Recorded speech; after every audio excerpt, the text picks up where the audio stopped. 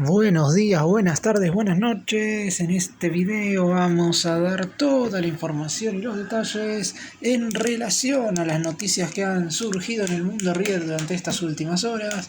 Finalmente Gallardo tiene al octavo refuerzo, teniendo en cuenta que en un principio se creía que la octava incorporación de este mercado iba a ser otro jugador. Finalmente terminó llegando un futbolista por el cual se empezó a negociar quizás un poco tarde, pero por lo pronto se espera que pueda ayudar en este momento a los problemas que tiene el equipo, sobre todo en la mitad de la cancha. Después hablaremos puntualmente de otro jugador que podría haber sido refuerzo, que no lo fue y que está haciendo fuerza igual para venir a River, aunque el millonario ya confirmó, por lo menos internamente, que se había retirado el 100% de la negociación. Después hablaremos de otro futbolista, también relacionado al mercado de pases, que no se terminó yendo, o por lo menos se espera que durante este día miércoles, mañana o el jueves, a más tardar, se pueda finalmente cerrar su transferencia porque River estaría recibiendo un dinero más que interesante producto de su venta. Y después nos meteremos a hablar puntualmente de algunos jugadores del plantel actual. El chico que tuvo sus primeros minutos con Gallardo como DT el otro día ante Lanús, la razón por la cual Montiel no se hizo cargo del penal, teniendo en cuenta que lo batió Borja y lamentablemente el colombiano lo terminó malogrando, y después también haremos un breve resumen de lo que fue la participación de los chicos en el Sudamericano Sub-20 y cuándo se sumarán por fin a los entrenamientos bajo las órdenes del muñeco. ¡Empecemos!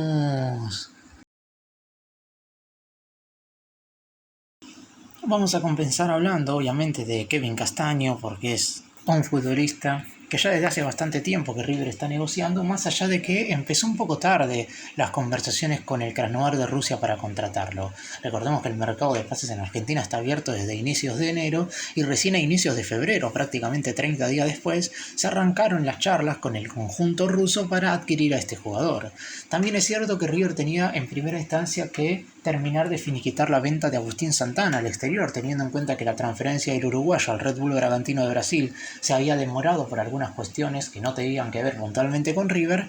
En ese entonces no se podía ir en búsqueda de otro jugador extranjero porque River no tenía el cupo liberado. Ahora, una vez han conseguido tener la oportunidad de contratar a otro futbolista nacido fuera de la Argentina, avanzaron por Kevin Castaño. Obviamente las negociaciones se hicieron un tanto largas, algo que es normal teniendo en cuenta que a los equipos rusos no se los puede correr con el dinero. Lamentablemente River siempre tuvo que poner lo que el conjunto de Rusia pretendía y así se terminó llevando a cabo toda la negociación.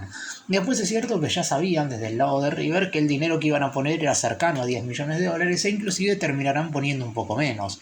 Castaño se convertirá en el octavo refuerzo de River a cambio de 7 millones y medio de dólares en una primera instancia y 1,5 millones más a cambio de bonos y objetivos que se pagarán si el colombiano cumple ciertas metas de acá a un par de temporadas. Todos esos objetivos son totalmente cumplibles, pero por lo menos le dan a River un poco más de tiempo como para terminar de abonar esos 9 millones de la moneda estadounidense.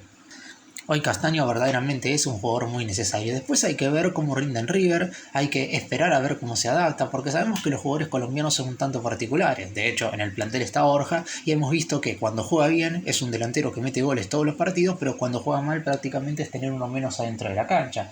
Obviamente que la posición de Castaño lo va a hacer más participativo del juego en sí, porque es volante central, y hoy River solamente tiene a Enzo Pérez y a Craneviter en esa posición, más allá de que en alguna oportunidad del DT también ha puesto a Rodrigo Aliendro a jugar como volante defensivo. Aún así, con las características de Castaño no hay absolutamente nadie. Por eso mismo se necesita un futbolista con las virtudes y las cualidades de este jugador colombiano como para ver si River por lo menos puede tener algo más de equilibrio en el centro del terreno de juego, que no sabemos si lo conseguirá. Esto hay que tenerlo en cuenta. Castaño es un futbolista de buenas transiciones, que tiene buen pase, pero quizás no es tan vertical como por ejemplo lo es Enzo Pérez. Aún así tiene un mejor estado físico y un mejor sentido de la ubicación, además de que por su velocidad puede hacer mejor los relevos hacia los costados, sobre todo cuando los laterales pasan al ataque. Pero todavía falta que se cierre al 100% la negociación. Si bien es cierto que los conjuntos, tanto el argentino como el ruso, llegaron a un acuerdo de palabra por el monto que iba a terminar de pagar River por Castaño, todavía falta que el futbolista emprenda viaje a la Argentina y firme su contrato. Y eso seguramente sucederá con el correr de los siguientes días. El próximo fin de semana lo más probable es que se espere al futbolista en cuestión, por lo que Castaño, si es que Gallardo lo considera en buen estado físico, recién estaría disponible para el duelo de la otra semana, es decir, del otro fin de semana, el 1 de marzo, cuando el conjunto de Núñez esté recibiendo a Estudiantes de La Plata en el Estadio Monumental. Y Lucas Esquivel se encuentra en la Argentina, este lateral izquierdo por el cual River estuvo negociando un mes. Desde el 9 de enero, que es cuando le envió la primera oferta a Atlético Paranaense, en aquel entonces el monto era de $2,5 millones más un millón extra más por bonos y objetivos, que River empezó a hablar con el equipo brasileño y hasta el 10 de febrero, que como no terminaron contestando la última propuesta, desde la dirigencia se terminaron bajando al 100% de la negociación. Ahora solamente queda esperar a ver si existe algún tipo de posibilidad más como para que sea verdaderamente una incorporación. Por lo pronto yo creo que es bastante complicado porque ya desde el lado de River no se van a mover de la última propuesta, que es de 5 millones de la moneda estadounidense por el 80% de la ficha, y desde el lado del Paranaense ya especificaron que quieren mantenerlo en el plantel para intentar cumplir el objetivo de subir a Primera División nuevamente. Recordemos que durante el 2024 el elenco de Coritiba bajó a la segunda categoría del fútbol brasileño después de haber terminado en la 17ª posición del Brasileirao.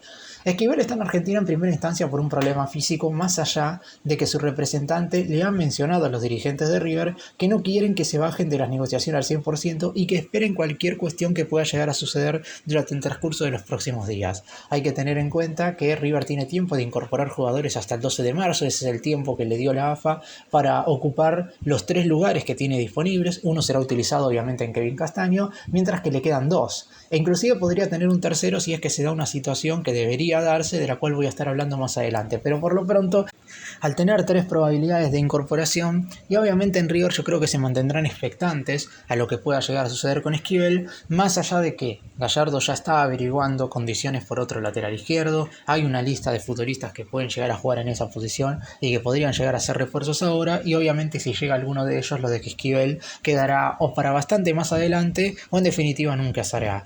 El jugador ya ha mostrado muchísimas intenciones de venir a River, pero Paranaense no se muestra absolutamente nada endeble como para dejarlo salir fácilmente. Así que por ahora lo único que le queda a River es esperar, teniendo en cuenta que ya no están dispuestos a subir ni un poco más la oferta de lo que le hicieron en su momento. Y la otra cuestión es que si finalmente el más grande decide ir por otro marcador de punta zurdo elegido por el muñeco, como dije recién, lo de Esquivel quedará para bastante más adelante y por lo pronto River deberá ingeniárselas para seguir trayendo incorporaciones. Y otro cupo más podría llegar a ser liberado si finalmente se termina de dar la transferencia de Rodrigo Villagra al exterior. Recordemos que el grupo empresario Foster Gillett le pagaría a River 11,5 millones, de los cuales al más grande le quedarían 9 de la moneda estadounidense limpios para adquirir al mediocampista central.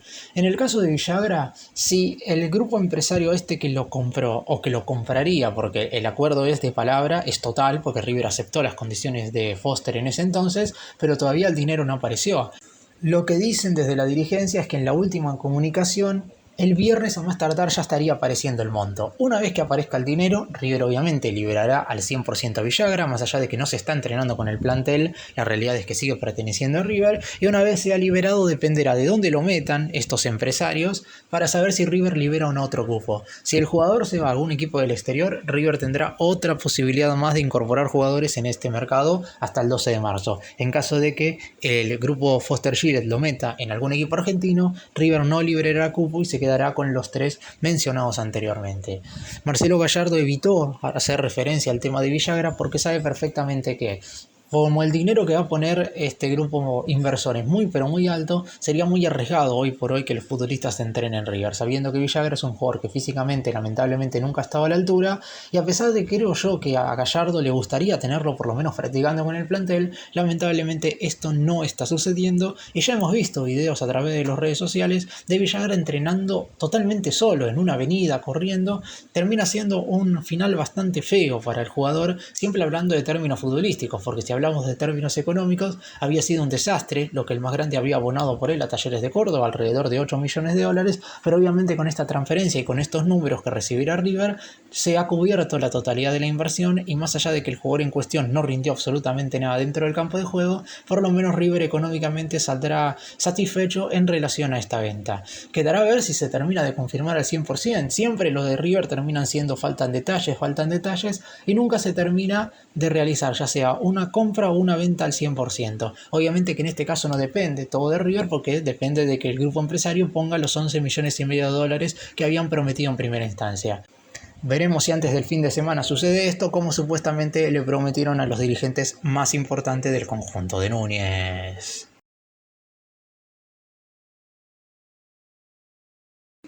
Y nos metemos ahora a hablar de algunos futbolistas del actual plantel. Vamos a comenzar con Santiago Lencina, el chico que había debutado el año pasado en un encuentro un tanto particular. Fue justo cuando River disputó el duelo frente a Unión de Santa Fe en medio de los dos directores técnicos, porque una semana antes Martín de Michelis había dejado de ser el entrenador luego de que River venciera 1-0 a Sarmiento, y una semana después del debut de Lencina fue justamente cuando agarró Marcelo Gallardo al frente en el empate 1-1 contra Huracán en el Estadio Monumental. Sin embargo, el otro día fue cuando verdaderamente el muñeco le dio una confianza tremenda porque lo puso como titular y verdaderamente sorprendió a todos. Ya había sido citado anteriormente para el duelo frente a Godoy Cruz en Mendoza, pero estuvo en el banco y no le tocó ingresar ni siquiera un minuto. En esta oportunidad estuvo desde el arranque y pudo mostrar algunas cosas verdaderamente sorprendentes, sobre todo teniendo en cuenta que es un chico de 19 años y que hace mucho que no vemos a un chico de 19 años mostrar este nivel. Después, es verdad, para jugar con Gallardo va a tener que tener más continuidad y regularidad, y si bien es cierto que ya no formaría parte del plantel de la reserva, sino que se quedaría con la primera, hay que ver qué es lo que decide el muñeco cuando todos los jugadores están a disposición, por lo que hay que ver en ese momento si es que lo sigue considerando como titular o por lo menos como una pieza clave. Porque a lo mejor ya de cara al próximo partido, teniendo en cuenta que Maxi Mesa está recuperado, Lencina vuelve al banco, pero aún así no me lo imagino ya al muñeco descartándolo del todo. Me imagino que ingresará en el segundo tiempo como para darle al equipo un poco más de libertades. Es un futbolista rápido, de buen movimiento de balón, que obviamente, como le sucede a todos los juveniles, le falta algo de físico y sobre todo también le falta esa recuperación rápida para ayudar en defensa, pero aún así hay cuestiones elementales que va a ir aprendiendo con el tiempo. Es muy positivo que de a poco River le vaya dando entidad a lo que son las divisiones inferiores, porque son las mejores del país. Santiago Lencina es un futbolista que puede jugar de mediocampista por derecha y también de volante interno. El otro día lo hizo bien abierto por el costado diestro y formó un tándem interesante con Gonzalo Montiel. De hecho, una de las mejores jugadas individuales del chico fue justamente darle un pase perfecto a Montiel por detrás del lateral izquierdo de Lanús. Después le faltará constancia. Gallardo lo sacó en el segundo tiempo porque se lo notaba algo cansado. Hizo la pretemporada con la reserva y no con la primera. Eso hay que tenerlo en cuenta. Pero me parece que en este momento, teniendo en cuenta que River en el centro del campo de juego no está encontrando soluciones, que este chico haya podido ser titular y que haya mostrado buenas virtudes dentro del terreno de juego es algo muy positivo para el futuro próximo de River. Y una pregunta que se hicieron muchos, sobre todo después de que Borja errara el penal frente a Lanús, porque la realidad es que si el colombiano hubiera convertido el penal que lamentablemente tiró muy por arriba del travesaño contra el Granate, yo creo que no se hubiera generado tanta repercusión. Es cierto que tener a Montiel dentro del campo de juego siempre obliga a preguntar por qué no es el encargado de patear los penales. Pero por lo pronto, por lo que se sabe, el muñeco no designó a ningún ejecutador definido, como sí lo había hecho en su momento. Recordemos que en el primer ciclo hubo una racha muy continuada de futbolistas de River que se posicionaban para patear y terminaban errando. Fallaron Julián Álvarez, falló en su momento Borré, Nacho Fernández, Nico de la Cruz, hasta que finalmente un día empezó a patear Montiel. Y desde ese entonces, y no solamente hasta que se fue de River, sino desde que pasó por Europa, por la selección argentina, no erró ningún penal, más allá de que la mayoría lo recuerda por el penal que obviamente pateó ante Francia en la final del mundo. Lo que hay que tener en cuenta es que el lateral derecho no falló nunca una ejecución desde los 12 pasos. Y entonces obviamente ahora surge la duda de qué es lo que pasará cuando River vuelva a tener un penal. Yo creo que más allá de que con Montiel dentro de la cancha debería patear él, se entiende el hecho de que lo haya ejecutado Borja, porque la realidad es que en ese entonces, si bien ya había convertido un gol, se sabe que los delanteros viven justamente de marcar tantos. Y a Borja no se le venía dando el hecho de convertir. Y si hubiera marcado 2 goles, hubiera cerrado un buen partido. Más allá de que no ingresó mal en el segundo tiempo, hay que tener en cuenta que el hecho de que haya fallado este penal, obviamente ensucia un poco lo que fue su participación una vez que ingresó en el entretiempo. ¿Qué es lo que sucederá cuando River tenga un siguiente penal? Yo creo que dependerá del contexto. No creo que en este momento ya se ponga a Montiel como el ejecutador al 100%. Si River va perdiendo o empatando y necesita ganar, sí creo que lo pateará Montiel, porque es que no te da más seguridad de que vaya a hacer gol. Pero si el equipo está transitando un buen partido y hay un delantero que necesita gol dentro del terreno de juego, lo más probable es que lo patee ese atacante en cuestión. No estoy diciendo que sea Borja, pero Colidio es un futbolista que pateó 2 penales en River y los ha convertido. El Piti Martínez es un jugador que en su momento también marcaba penales. Mismo Sebastián Druzzi también ha convertido un par antes de irse del club, así que no me parece mal que lo patee un delantero. Aunque obviamente, y esto vale la pena remarcarlo, que Montiel es garantía de que obviamente hay muchísimas probabilidades, hasta ahora siempre fue el 100%, de que ese penal vaya para adentro. Vamos ahora a referirnos a cuándo vuelven los pibes del sub-20, o mejor dicho, no cuándo vuelven, porque ya el plantel está de regreso en Argentina luego de que fue su participación en el Sudamericano. Si bien consiguió el principal objetivo, que era clasificar al próximo Mundial, no pudo consagrarse con el título porque en la última jornada le tenía que ganar por 4 goles a Paraguay y terminó perdiendo. Pero ahora lo más importante para los juveniles radica en cuándo se van a sumar al plantel dirigido por Marcelo Gallardo. Sobre todo en el caso de los dos que ven en pantalla, Franco Mastantuono e Ian Zubiabre. Por el lado de Mastantuono es un habitual, es suplente, o por lo menos así lo fue durante la segunda mitad del año pasado, por lo que uno cree que apenas retome las prácticas volverá a ocupar su lugar entre los relevos. En el caso de Zubiabre, durante toda la segunda mitad del año pasado, formó parte del plantel de la reserva. Si bien es cierto que Gallardo lo ha tenido muy bien visto, porque es un jugador a quien considera una de las grandes joyas del club, la realidad es que no puedo asegurar que vaya al banco, porque en definitiva Gallardo no lo ha puesto nunca en ese lugar. Entonces, ¿cómo puedo yo aseverar algo si nunca ha sucedido? Más allá también de que el propio muñeco siempre se ha manifestado muy a favor de que estos chicos jueguen. Y ya si tenemos en cuenta que Lencina fue titular en el último partido contra el Granate, y uno quiere pensar que estos dos juveniles que han tenido inclusive más participación en primera, van en algún momento a ser muy importantes para el DT. Lo que hay que tener en cuenta ahora sí es que lo más probable es que no estén disponibles para lo que va a ser el duelo de este sábado contra San Martín en San Juan, porque la realidad es que para ese entonces creo yo que Gallardo va a seguir con el mismo plantel que jugó los últimos encuentros, pero para lo que será el compromiso del sábado 1 de marzo contra Estudiantes en el Monumental, que es el último antes de la final frente a Talleres. Ahora voy a estar repasando el calendario, y ahí los chicos verdaderamente pueden tener un papel importante, porque si bien es cierto que River tiene que ir de a poco asegurando la clasificación a la siguiente instancia de este torneo Apertura 2025 de la Liga Profesional del Fútbol Argentino, yo creo que Gallardo va a poner algunos alternativos contra Estudiantes como para que los titulares jueguen la final ante Talleres. Y ahí es donde pueden llegar a aparecer estos dos chicos que han tenido una actuación muy pero muy buena en el juvenil. Zubiabre de hecho fue titular en la mayoría de los partidos y se ha dado el lujo hasta de convertir un par de goles. Mastantuono en general fue suplente, pero sabemos todo lo que le puede llegar a dar al equipo. Repito, no creo que aparezcan en la titularidad en el corto plazo, pero sí van a ser importantes en el ciclo del muñeco.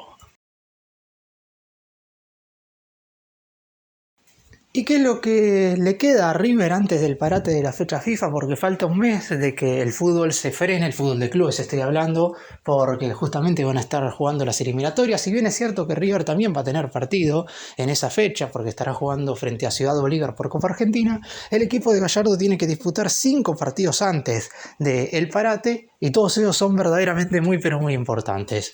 Empezará obviamente esta seguidilla de encuentros el próximo sábado 22 frente a San Martín en San Juan, cotejo correspondiente a la jornada número 7 de este torneo Apertura. Después va a tener una semana de descanso. Es tiempo que sí o sí debe aprovechar River, no solamente para mejorar el equipo, sino para ir cerrando absolutamente todos los refuerzos. El 12 de marzo, como dije ya durante el video, se acaba el tiempo límite para incorporar jugadores y River tiene que aprovechar al máximo. El 1 de marzo estará recibiendo a Estudiantes en el Estadio Monumental, un duelo muy importante porque es el rival que es el interzonal de River, porque Estudiantes no está en el grupo del más grande. Recordemos que la Copa de la Liga que se está jugando ahora se divide en 2 zonas de 15 equipos. En el caso de River enfrenta a los 14 conjuntos de la zona, juega un interzonal contra un equipo de la otra zona, que en este caso es Estudiantes, y después juega el Superclásico ante Boca. Esos son los 16 partidos correspondientes a este torneo Apertura. Después de enfrentar a Estudiantes el 1 de marzo, 4 días después, desde las 20 horas, ya horario confirmado, en el estadio La Nueva Olla de Asunción, Paraguay, estará River jugando contra Talleres de Córdoba la final por la Supercopa Internacional. Y días más tarde, el 8 de marzo, día domingo, estará recibiendo a Atlético Tucumán, 2 duelos consecutivos. Tendrá el más grande en el Monumental, refiriéndonos exclusivamente a lo que es el ámbito doméstico. Y después, el último duelo antes del parate por la fecha FIFA será el sábado 15 de marzo. En esta oportunidad, desde las 16 horas, estará visitando a Riestra por la jornada número 10. Es decir, antes del parate por la fecha FIFA, River ya habrá jugado 10 de las 16 jornadas. Y hay que asegurar la clasificación a los octavos de final ya en ese momento, si bien es cierto que River tiene muchas chances de asegurar su pasaje a la siguiente instancia, porque una vez vuelva al fútbol luego de la fecha FIFA de marzo, comenzará la fase de grupos de la Copa Libertadores. Durante el parate de selecciones, River estará jugando el debut por Copa Argentina contra Ciudad Bolívar. Esto será el sábado 22 de marzo y posteriormente, durante ese tiempo sin fútbol, se va a hacer el sorteo de la fase de grupos de la Copa Libertadores para que en la primera semana de abril comience el certamen continental.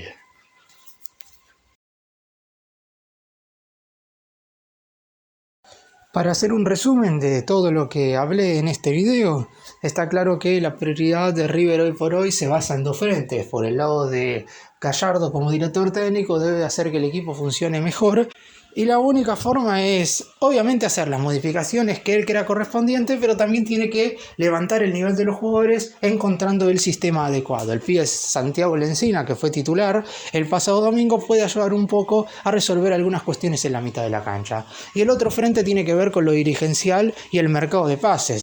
El más grande cerrará a Kevin Castaño durante estos días, pagará $9 millones en total al Krasnodar de Rusia por su ficha y será el mediocampista central que tanto ha pedido el muñeco durante este receso. Además, habrá que ver si no queda una mínima esperanza para contratar a Lucas Esquivel, que era el lateral izquierdo que quería Gallardo, aunque todo parece indicar que no va a venir. Y también se tiene que resolver la venta de Rodrigo Villagra. El grupo inversor Foster Gillett debe darle el dinero a River, esos $11,5 millones, de los cuales 9 le quedarán al más grande, para que se termine de confirmar la transferencia. Y una última cuestión es la de los pibes del sub-20, que durante esta semana se sumarán a los entrenamientos. Seguramente no estarán a disposición para el sábado enfrentar a San Martín en San Juan, pero sí para enfrentar el otro fin de semana a Estudiantes en el Estadio Monumental. Veremos si más tanto no es subiable, por lo menos irán al banco de suplentes.